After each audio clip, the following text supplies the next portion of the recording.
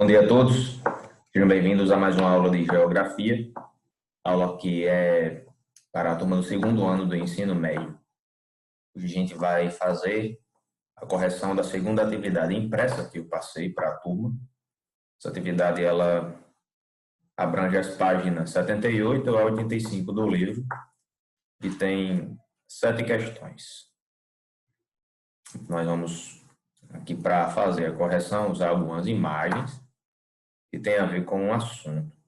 Vai aparecer na tela aí exatamente a primeira imagem, referente à primeira questão. Bem, esse assunto é bem interessante, pessoal. Vocês vão perceber que tem muita coisa a ver também com a disciplina de História, inclusive, certo? Vamos lá. A primeira questão, ela quer saber como a Alemanha e sua capital, Berlim, foram divididas após o fim da Segunda Guerra Mundial. Então, nós sabemos que a Segunda Guerra Mundial aconteceu entre 1939 e 1945, período aí de 6 anos aproximadamente. Depois da Segunda Guerra Mundial, a Alemanha, que era liderada por Hitler, ela perdeu a Segunda Guerra Mundial e foi dividida em zonas de influência. Então, está aqui a imagem da Alemanha dividida nessas zonas de influência. E aqui a legenda, mostrando a configuração da Alemanha após a Segunda Guerra Mundial. A parte laranja do território alemão, conhecida como RFA, República Federativa Alemã,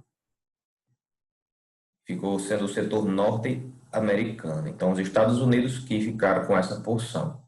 Estados Unidos que venceram a Segunda Guerra Mundial, a gente já conhece muito bem.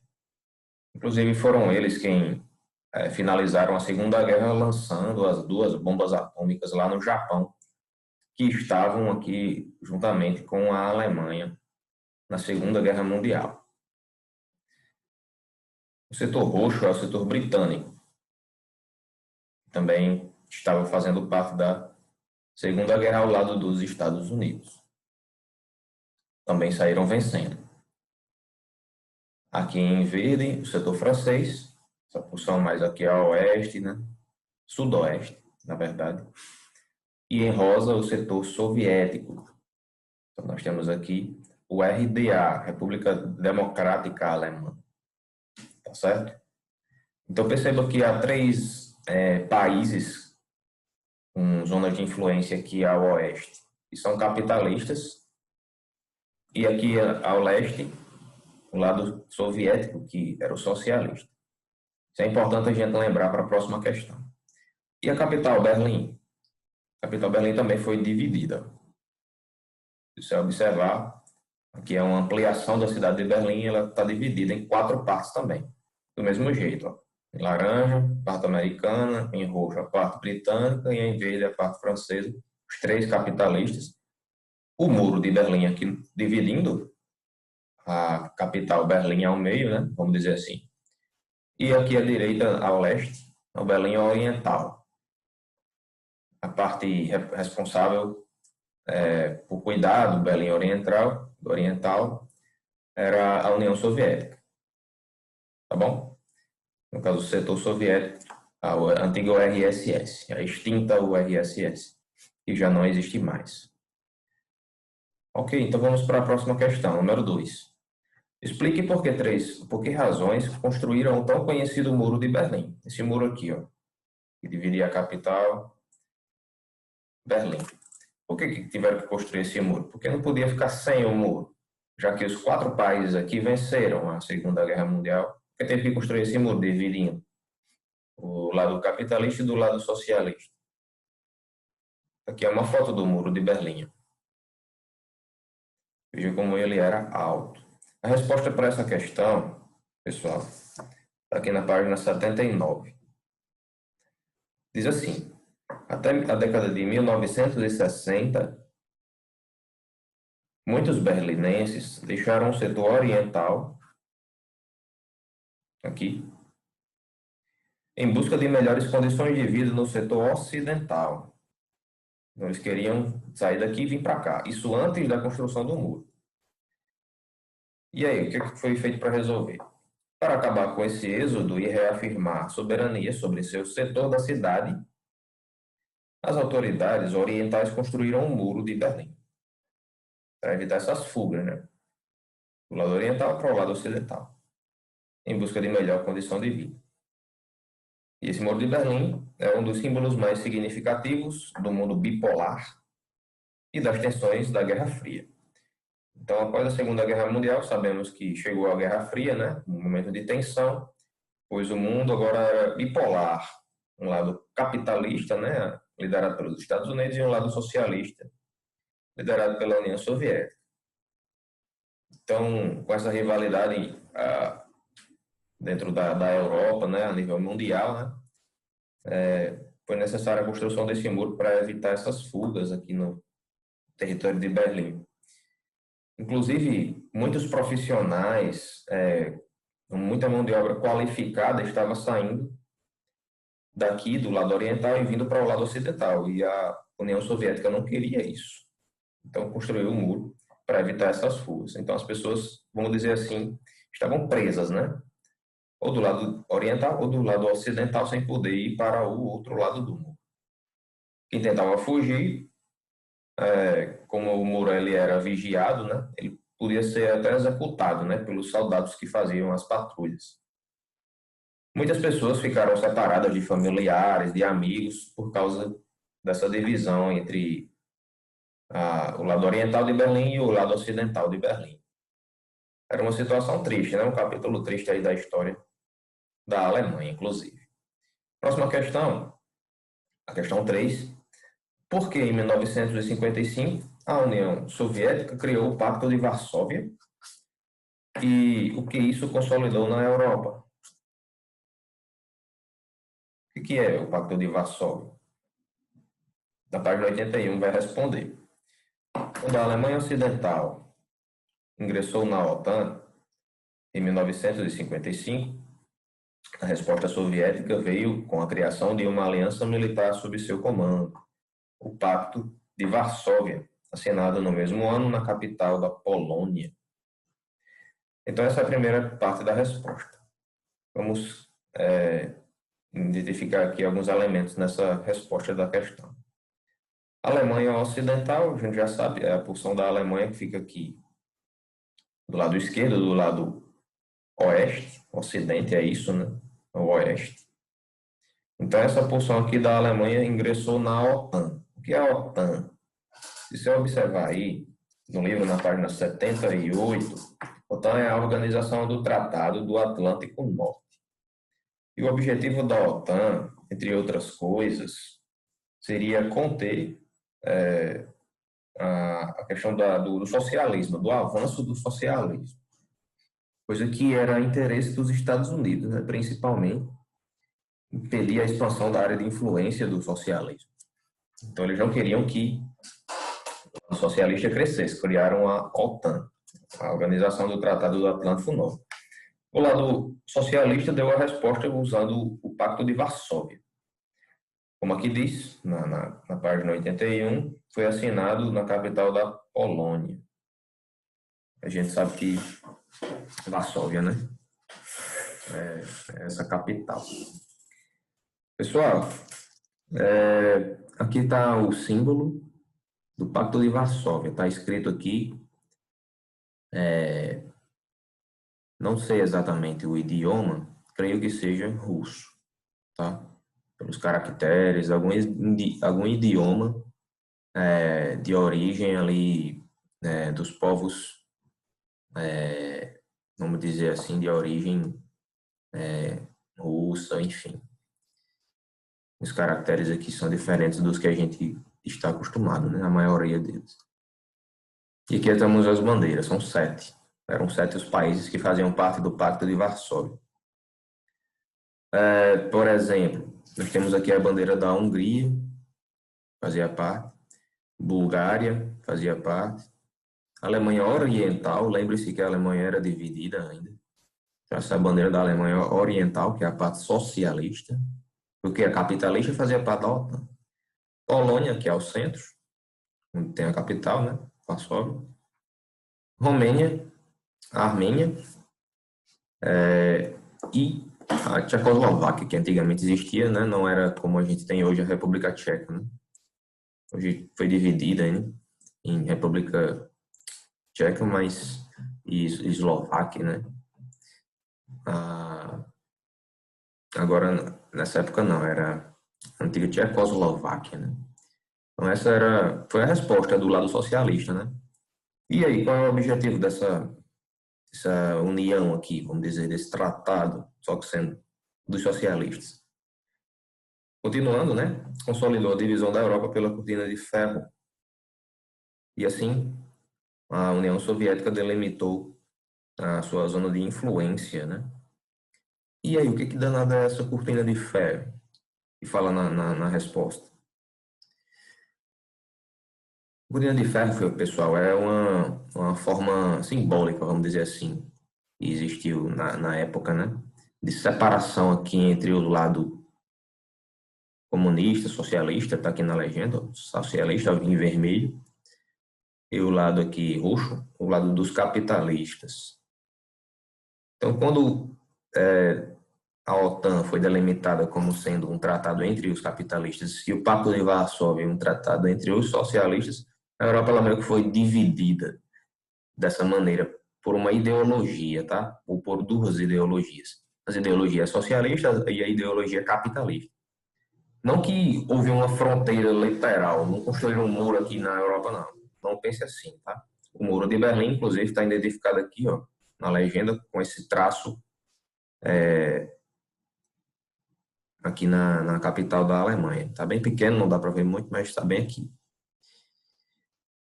E aqui o tracejado indica a cortina de ferro, que é uma fronteira ideológica, certo?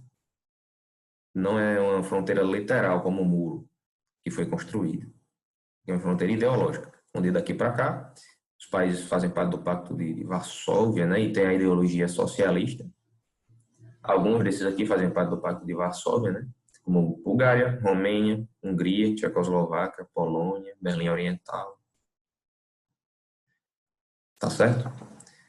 E o lado capitalista, que está aqui desse lado, alguns membros da OTAN. A OTAN a gente ainda vai estudar mais para frente, inclusive. Deu para entender? Então vamos para a questão seguinte. 4. Qual foi o objetivo da criação da ONU? Onde fica a sua sede? Pessoal, depois da Segunda Guerra Mundial, foi criada a ONU. A questão número 4, vocês vão achar a resposta na página 82. Diz o seguinte, respondendo, né? A Organização das Nações Unidas, ONU, foi criada ao final da Segunda Guerra Mundial com o objetivo de preservar a paz e a segurança no mundo, além de promover a cooperação internacional para resolver questões econômicas, sociais, culturais e humanitárias. Então, aqui a foto mostrando a ONU, o prédio, né? E fica sediado em Nova York, respondendo também a outra parte da pergunta. Então, resumindo, é isso. Para promover a paz, né, depois da Segunda Guerra Mundial, e cooperação internacional para resolver algumas questões aí de ordem de economia, social, cultural, humanitária. Ela faz isso, né? Tem dado certo? Algumas vezes sim, algumas vezes não. A gente sabe que ainda há guerras entre países ou entre povos de um mesmo país, né? A paz, efetivamente, ainda não existe, né? Alguns lugares ainda tem climas de tensão e tudo mais.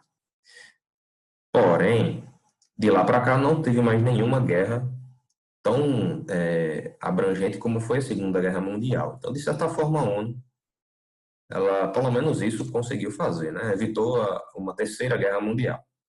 Coisa que a Liga das Nações, que existia antes da ONU, não conseguiu fazer. Após a Primeira Guerra Mundial, foi criada a Liga das Nações. A Liga das Nações não conseguiu evitar a Segunda Guerra Mundial. E a ONU, depois de criada, pelo menos, depois que ela foi criada, não teve uma terceira guerra mundial. Muito por causa também de que, se houvesse uma terceira guerra, provavelmente a humanidade poderia até ser mesmo extinta devido ao arsenal nuclear das grandes potências, né, mundiais. Então é isso, ela fica em Nova York e esses são os objetivos da ONU, tá? Aqui estão as bandeiras, inclusive, dos países membros da ONU. Né? Mais de 180 países membros, né, da ONU. Vamos para a questão seguinte, questão número 5. Em 2004, quais países tentaram acelerar a reforma do Conselho de Segurança da ONU? Então, a ONU ela vai ter conselhos, né? Com setores diferentes. Tem a parte da economia, tem a parte do Conselho de Segurança também, né? Aqui um salão onde líderes estão aqui sendo representando, né, os seus países.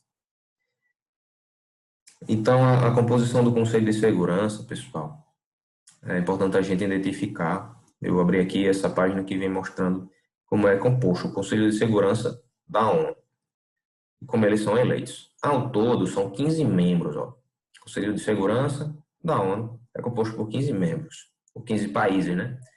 Desses 15, 5 são permanentes, não mudam.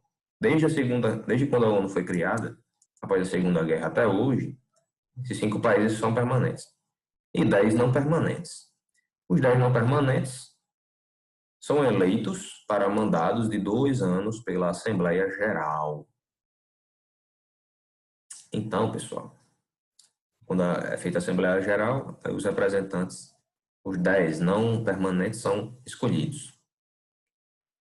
Quais são os 5 permanentes que nunca mudam? Estados Unidos da América, Federação Russa, que substituiu a União Soviética, a França e o Reino Unido. Não é coincidência, pessoal. São os 4 vencedores da Segunda Guerra Mundial. Estados Unidos, a Rússia, que herdou, né, a União Soviética, né, o domínio soviético, naquela região, inclusive. A França e o Reino Unido. E, acrescentando aos vencedores, né, a China, que não estava na Segunda Guerra, mas hoje é uma potência mundial, todo mundo sabe disso, tanto no sentido militar como no sentido econômico.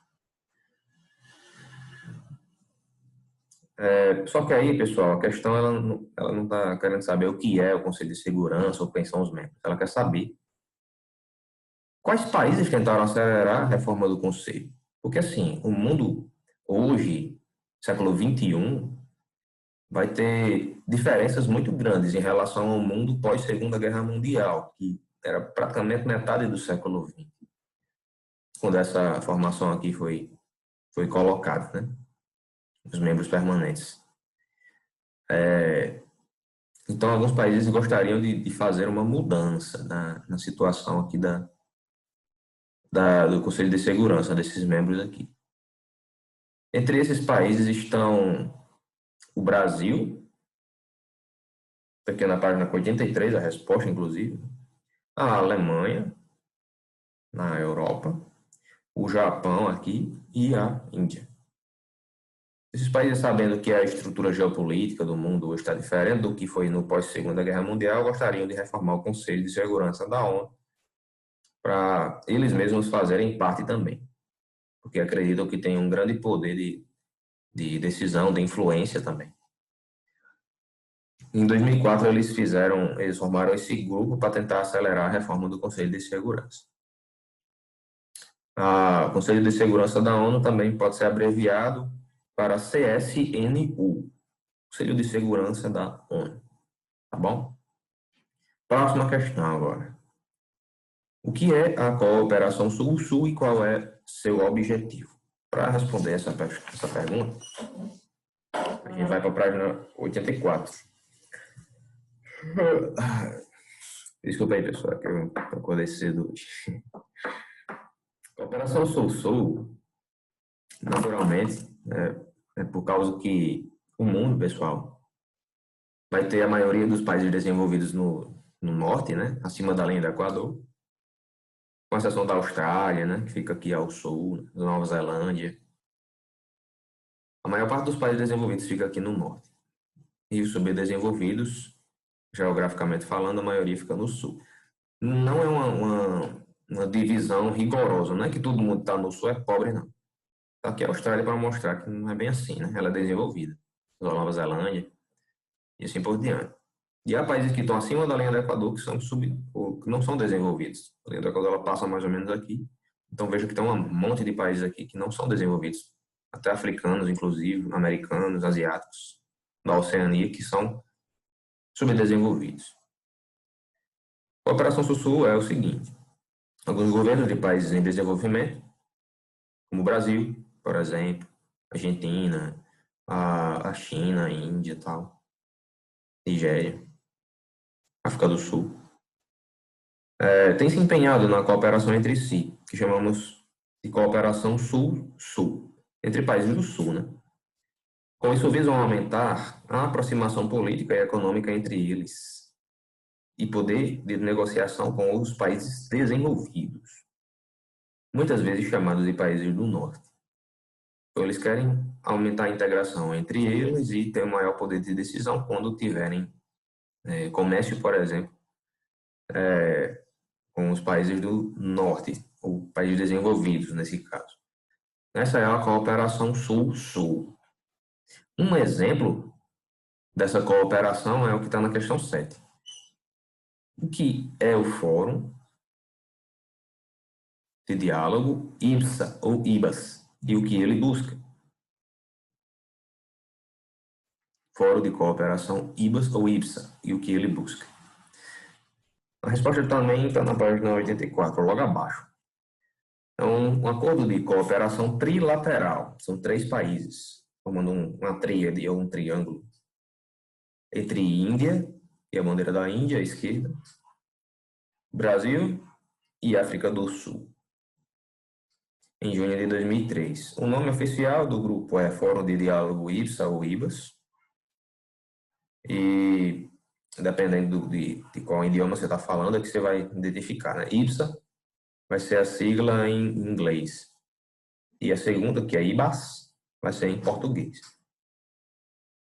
IBAS, o que é IBAS? É Índia, o I de Índia, B de Brasil e AS, África do Sul.